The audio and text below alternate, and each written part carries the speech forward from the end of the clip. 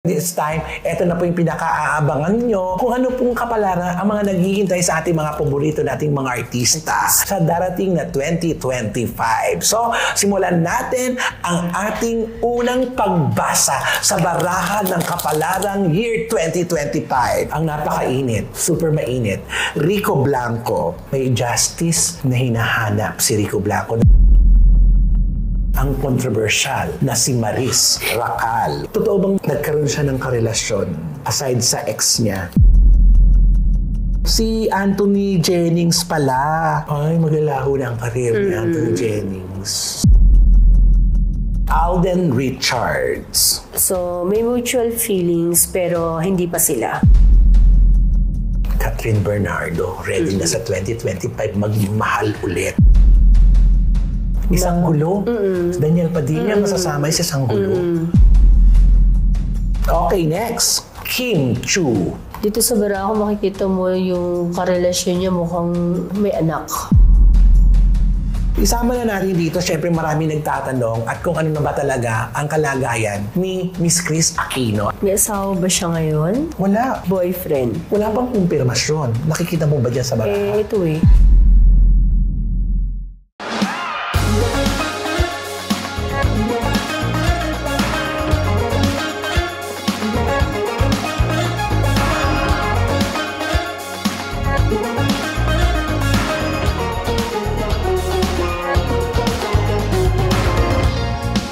Dead ang nega, dead ang bash. Dahil ang buhay ay chika-chika lang, ganon. Hello mga kachika! Welcome to my vlog. And for today's video mga kachika, alam niyo na, Disyembre na, magpapalit na ang taon kaya nandito naman ang aking kaibigan. Yes, magbibigay payo at sasabihin kung anong kapalaran ang naghihintay sa ating mga paboritong artista sa darating na 2025. Kaya mga kaibigan, please welcome again and again sa aking vlog sa Rumble Chika Vlogs ang nag-iisang prophetic witch, walang iba kundi si Mamu Gloria Escoto. Hello mga loves, magandang araw sa inyong lahat at gabi sa mga kapanood nito. Mamu, kalahating taon tayong hindi nagkita kasi nagmi-mid-year hula tayo. This time, eto na po yung pinaka-aabangan nyo kung ano pong kapalaran ang mga naghihintay sa ating mga paborito nating mga artista sa darating na 2025. So, simulan natin ang ating unang pagbasa sa barahan ng kapalarang year 2025. At syempre, ang uunahin natin ay ang ating mga hinahangaan at nagwagwapuhang mga leading man ng pelikulang Pilipino. Simulan natin sa controversial na si Dominic Roque. Itong taon na to, sa 2025, medyo okay lang yung kanyang career. And nakikita ko na parang may darating na blessing, pero parang sa ibang karera niya. Hindi sa pag-aartista. Ayun, nakikita ko din na pwede siyang maging masaya. Kasi? Possible na may isang tao na magpapasaya sa kanya. Sino yung isang tao magpapasaya kay Dominic Roque? Hindi siya nasa showbiz. Pero kilala din siya. Kaya lang parang hindi siya ganun lumalabas. Private person. So, ingat lang siya pagdating din sa health. Dito sa cards kasi nagpapakita na hindi ganun kaganda yung kondisyon pagdating sa health niya. Pero sa pera, okay yung flow. Pelikula, proyekto, teleserye. Possible, teleserye. Masali siya. Pero pelikula, wala akong nakikita. Ayan, ang ating unang pagbasa para kay Dominic Roque. Maganda ang 2025 na, in fairness. Tahimik at payapa. Ang susunod ay si Joshua Garcia. Medyo magiging magulo. Ang kanyang 2025, may mga pagsubok na pwedeng pagdaanan. Katulad ng? Relasyon. Nakikita ko yung break up kung sakali. Ng kanyang karelasyon. Kanyang karelasyon sa isang taon. Nakikita mo ba dyan, Mamo, sa baraha kung anong paghihiwalayan nila? Pwede to third party. Palagay ko sa lalaki kung sakali. Hala, usong-uso na talaga, no? Oo. Pero hindi naman siya magiging ganun kaingay. Nakikita ko na possible magkaroon din siya ng isang teleserye sa isang taon. So parang mapagtatakpan nun. Hindi masyadong mapapansin. Hindi siya mapapansin masyado. And magiging maganda din, magiging masaya yung kanyang buhay, mga kalahatian ng taon. Siguro dito nga papasok yung parang teleserye. Yan ang pula sa 2025 kay Joshua Garcia. Next, David Licauco. Ito, magiging masaya ang 2025 nito. Kung artista siya, Artista yan. Artista to. So, mas sabihin natin, sisikat siya next year. Iingay ang pangalan. Oo, maraming blessing to na matatanggap. Though, ayun nga, medyo dadaan din siya siguro sa pagod. Kaya parang stressful yung third trimester ng kanyang 2025. Pero maganda yung pasok sa kanya ng 2025. So, may girlfriend to. Hindi natin sure. Hindi ko alam. May nakikita ka ba dyan? Kasi parang pwede siyang malink sa isang babae. Artista. O pwedeng artista. Kaya lang mukhang may anak na. Yung babae. Yung babae. Mas matanda sa kanya. Maaari. Naku, sino kaya yan? Pero maganda din yung 2025 niya in terms of career, pera. Sino itong babae na may anak na? Artista ba ito? O pwedeng artista din siya. O sabihin natin na kilala rin. Kilala rin na artistang babae na may anak na ang malilink kay David Licauco. Antayin na lang natin ang pagpasok ng 2025 kung magaganap ang mga bagay-bagay na yan. Okay, next, Donnie Pangilinan. Okay yung 2025 niya. So may mga bagong project na po pwedeng ma-offer sa kanya. Kaya lang, tatanggapin niya to pero pag-iisipan din niya kung sakali. Dito kasi sa cards na to, possible dumaan siya sa isang problema na relasyon. Relasyon din ang magiging problema. Naku, Kung may girlfriend to, pwede silang maghiwalay. Yung reason, kung yun yung tatanungin mo, parang bigla na lang mafo-fall out of love yung lalaki or yung babae. Alin sa kanilang dalawa? basta isa sa kanila. Isa sa kanila ang ayaw. Sino kaya ang ayaw sa kanila? Artista ba kung may karelasyon si Dodi Pangilinan? Kasi may kalap team yan eh. Okay. Kung artista. Sa cards, mukhang yung kapareha din niya, maaaring sila rin yung may relasyon. Ayun. So, silang love team ang magkarelasyon, lumalabas sa baraha. Kaya lang magkakaroon sila ng problema. Pero in terms of career, pera, okay siya. Naku, kabang-abang naman ng 2025 sa mga artista ngayon. Napakalulungkot ng mga pangyayari. Talagang hindi talaga pwede pagsabayin ang karir at saka love. Tama. Abangan na lang po natin ang 2025 kung magiging ganap pa ang hula ni Mamo. Alam naman natin, ang hula pwedeng mangyari at pwedeng hindi mangyari. Kaya nga tinawag na hula. Ganon. Next, Daniel Padilla. Magiging maganda career nito next year. Nakita puro pera. Ay, panay pera. Ay, iba din ang Daniel Padilla. Panay pera daw ang So, sa 2025. magiging masaya. Sa larangan ng career. Career, oo. Bakit magiging masaya ang career? Marami siyang project. Kaya lang ingat lang din siya kasi possible na masama siya sa isang gulo. Daniel Padilla masasama sa isang gulo. Anong gulo ito? Po pwede tong aksidente Ala. na po pwede kasi siyang makasuhan kung sakali.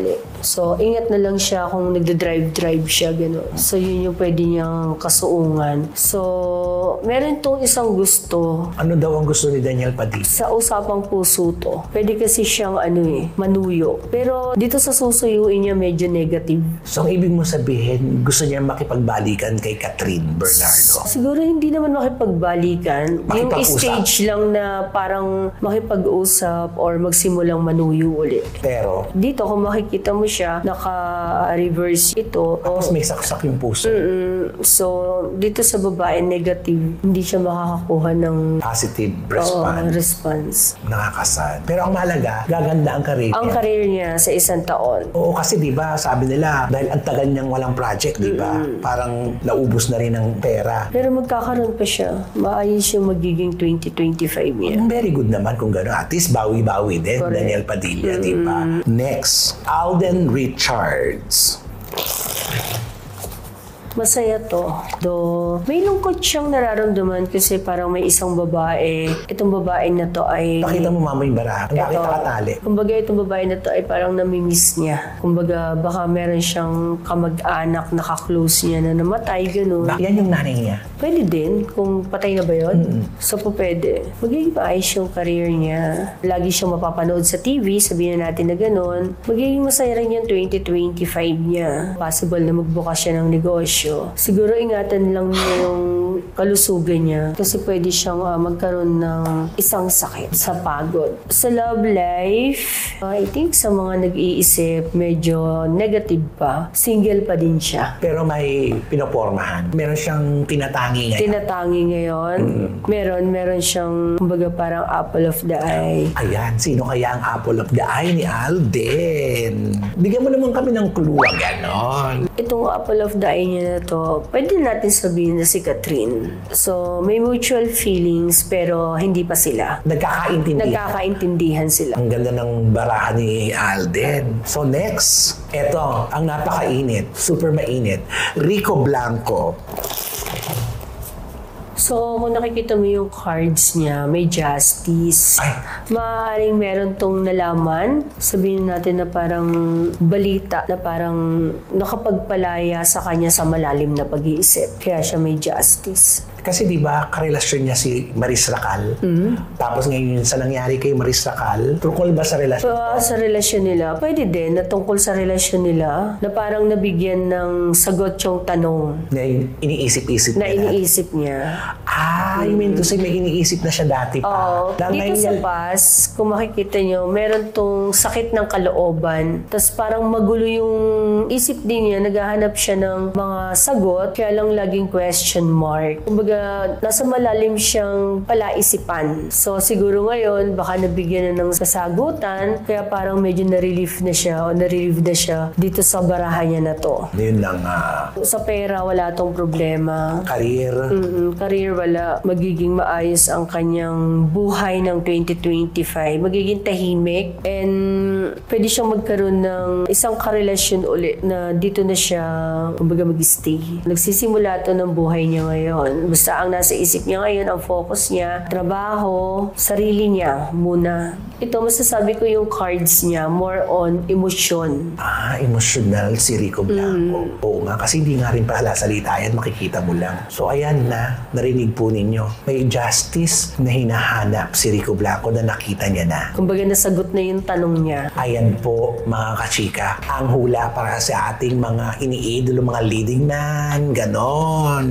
Lagi po natin tatandaan, ito po ay hula lamang. Tedma ang nega ha. Ngayon sa leading lady naman tayo pumunta. Eto na, marami nag-aabang dito. Julia Barreto. Nagpalitan ng baraha si Mamo. Itong taon na to, tahimik lang. Kung career ang pag-uusapan sa kanya, okay naman yung magiging 2025, pero hindi ko kasi siya nakikita na magiging ganun ka Ingay. Oo. So, masaya to kung ano man ang nangyayari sa buhay niya ngayon. In fairness, tahimik, payapa ang buhay ni Julia Barreto. Magkaroon man to ng problema, siguro family lang. Possible to na may malapit sa kanya na possible na mag-pass away. Sino Kasi malapit masaya kay eh. Julia Barreto na magpapaalam? Kung gender ang pag-uusapan, pwede to babae. So kung may nanay siya, tita na malapit, lola, ganyan, pwede yan, kapatid. Biglaan to, parang atake. So at least alam natin, no, maiiwasan itong mga ganito, mga negatibo. Ito yung hula lang naman po, Lagi po namin sinasabi ito. At least magiging maganda ang career, tahimik. Tahimik lang siya. Yun ang pinakamaganda, di ba? Yun naman ang gusto ng mga artista. Tahimik, basta nandyan lang ang career, walang masyadong intriga. Peaceful yung buhay niya. Peaceful ang buhay. Yan para kay Julia Barreto sa 2025. Next, si Belle Mariano. Ito, magiging maingay to next year. Kung may boyfriend to, possible love ko na yun yung pag-umpisahan o dun mag-umpisa yung ingay. Dahil dun sa relasyon, dun siya iingay. Oo. 2025 nito, medyo magiging magulo rin. Marami siyang iisipin. Katulad ng Ayun nga, una na doon relasyon. Pangalawa, pwede kasi siyang malink dito sa taon na to. si Belle Mariano maliling sa taong Sabihin na natin nakakasamahan din niya, artista din.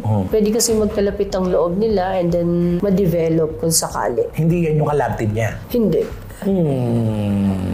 Kung career naman, okay lang yung flow, kaya lang medyo maaapektuhan kasi siya. Dadamdamin niya yung sasabihin ng mga tao. Pero yun yung kasasangkutan niyang issue. Dun siya iingay.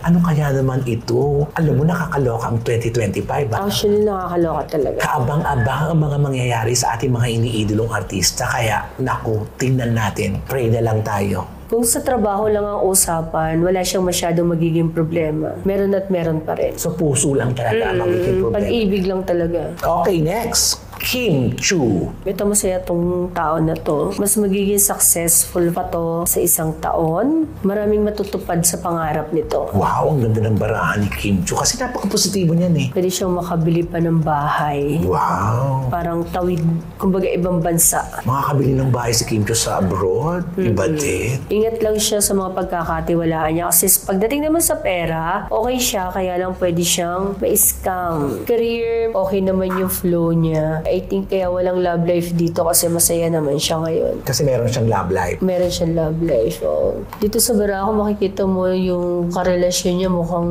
may anak. Ay, totoo nga. Si Paolo Abilino na yan. Masaya siya ngayon. Masaya siya. Tahimik ang relasyon nila. Tahimik, oo. In fairness, ang ganda ng baraha mo, Kim Chu. Iba din. Next. Anne Curtis. I think may gagawin pelikula to si Anne. Ano yung cards ni Anne Curtis? Mukhang may pinaghahandaan sila. Pwede din siyang mabuntis sa isang taon. Anne Curtis, magbubuntis sa isang taon. Wow, blessing. And I think ikatutuwa nila to. Kasi lalaki. Pagdating sa career, magtutuloy-tuloy yung flow ng blessing sa kanya. Plus yung dagdag nga na possible na magbuntis siya sa isang taon. At may gender na, lalaki. Oo, lalaki siya eh. Ay, no. Yung paggawa ng movie, nasabi ko kanina, po pwede din kasi. So, maaari pagkatapos ng shoot, mabuo itong bata na to. Pagdating naman sa pera, okay lang yung flow. Medyo marami lang pagkakagastusan. Siguro dahil na rin sa, baka may tinutulungan din siya kasi. Pero all in all, maganda ang 2025 niya. Fairness. Yan, bigyan natin palakpakan yung mga magandang basa, ika. Yan si Anne Curtis. Gusto ko yan si Anne Curtis. Masayahin din yan. Okay, next. Catherine Bernardo. Masaya to siya ngayon. Naka-move on na. Naka-move on na si Catherine. May mga bagay siyang gusto na parang hindi pa niya nakukuha pero willing to wait naman. Marami pa siyang perang aanihin, no? Wow. So, pagdating sa pag-ibig, itong death card kasi na to, pwede itong start. Palagay ko, sa isang taon handa na itong magmahal ulit. Catherine Bernardo, ready na sa 2025 magmahal ulit. Wow. So, maganda yung cards niya, positive. So, ang gagawin lang nito sa unang mga buwan ng taon ng 2025 ay magpahinga, mag-ibang bansa, at saka uli siya sa Sabak. Pwede siya magkaroon teleserye. And maganda ang kanyang pagdating sa pag-ibig. So, hintayin natin kung sino yung... Sino yan? May nakikita ka ba? Dito kasi wala eh. Pero ito, ang basa dito is ready na siya. Ang tanong, sino kaya? Catherine Bernardo, napakaganda ng baraha mo, girl. Maris Racal. Tatapusin lang nito kung ano man yung proyekto na nasa kanya, tapos bigla na itong mawawala. So parang mas pipiliin nito na manahimik na lang sa ibang lugar. Akala niya daw, walang girlfriend. Pero yun pala, meron talaga. May karelasyon pa rin siya hanggang ngayon. Meron pa rin. Nag-uusap pa rin sila. Sila pa rin. Metro Manila Film Fest na naman. So, 10 pelikula ang hulaan na naman ni Mamu kung ano-ano ang mga magtatagumpay na talagang panonoorin at aabangan natin ngayong 2024, this coming December 25. Nakakaloka. Si Vilma Santos, Nadine at Aga. Ano ang nakita mo? May manunood, though hindi man siguro ganun malaki yung kikitain. And the breadwinner is, ano ang yung nababibes sa box office? Negative. Hindi ko siya nakikita doon.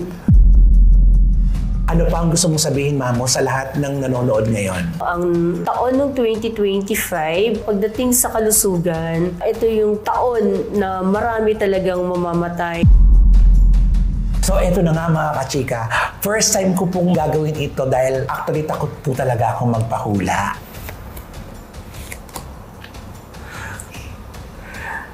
Umpisa pa lang.